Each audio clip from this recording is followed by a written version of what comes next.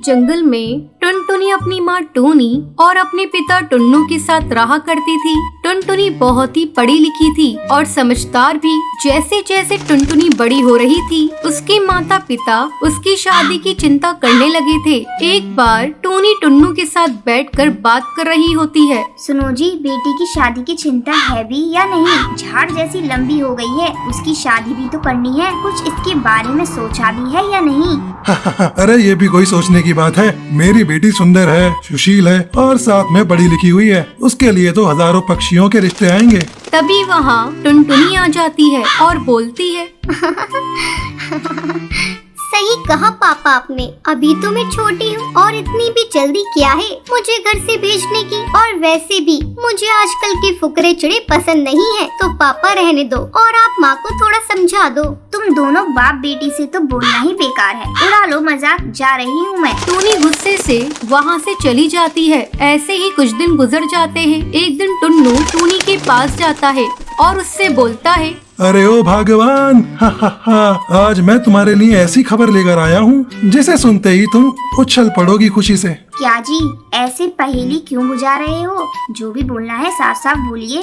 अरे भाग्यवान, क्यों इतना गुस्सा कर रही हो? ये देखो, चिड़ा की तस्वीर है हमारी बेटी टुनटुनी के लिए। और हाँ, मुझे तो ये चिड़ा बहुत पसंद है, तुम भी देख लो। अरे हाँ जी, ये चिड़ा तो बहुत सुंदर है। हमारी टुनटुनी के लिए ये चिड़ा बहुत अच्छा रहेगा। कौन है ये चिड़ा? भाग्यवान, ये मेरे दोस्त का बेटा है। बहुत बड़ा सिविल इंजीनियर है। नदी पार जंगल में सारे परिंदों के घोंसले इसी ने बनाए हैं। मैं चाह रहा हूँ कि इसी से टुनटुनी की शादी कर दूँ। तुम्हें तो पसंद आया ना? हाँ जी, क्यों नहीं, जल्दी से करा दीजिए इसी से बस। टुनटुनी की शादी टुन्नू के दोस्त के बेटे बंटी कबूतर के साथ तय हो जाती है। कुछ दिनों में टुनटुनी की शादी का दिन आ जाता है। घर के सभी लोग अपने अपने कामों में बहुत ही बिजी दिखाई देते हैं। टुनटुनी भी खूब सज संवर रही होती है। कुछ ही घंटों में लड़की वाले भी बारात के साथ आ जाते हैं। दुल्हन तैयार रहती है। मंडप में कबूतर को बिठाया जाता है और कुछ ही मिनट में दुल्हन भी आ जाती है। शादी स्टार्ट हो जाती है।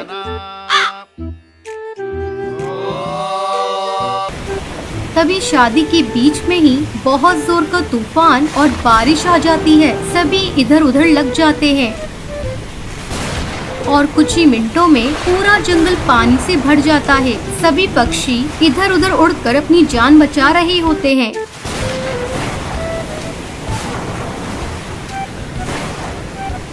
तभी अचानक से बंटी को एक लकड़ी का पटरा बहता हुआ दिखाई देता है। वो जल्दी से टुनटुनी को उस पर बिठा देता है और खुद भी बैठ जाता है। उसके बाद दोनों तैरते तैरते आगे बढ़ जाते हैं।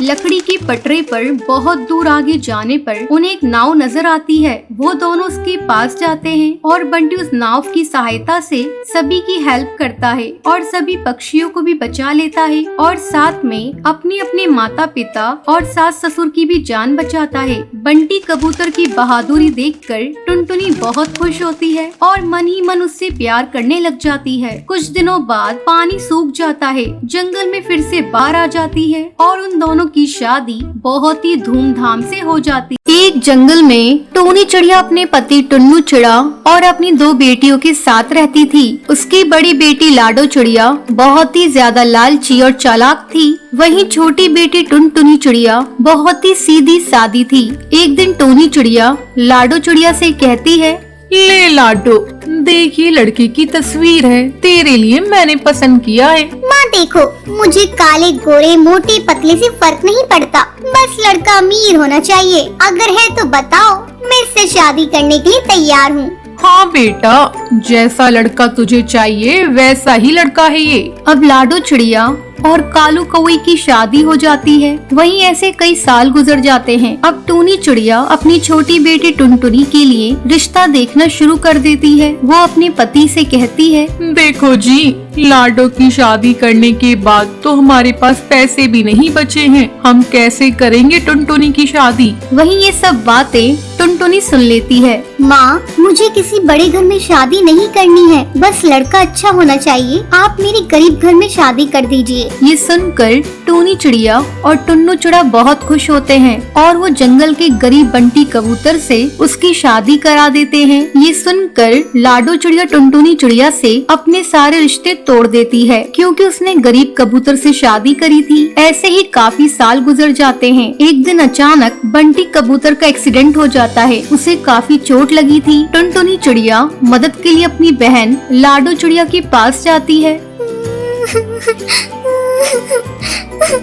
लाडो चिड़िया, बंटी कबूतर का एक्सीडेंट हो गया है, उसे बहुत चोट आई है। तुम कुछ पैसे दे सकती हो? उसका ऑपरेशन करवाना है। मैं तुम्हें जल्दी वापस कर दूंगी। तुम कौन हो?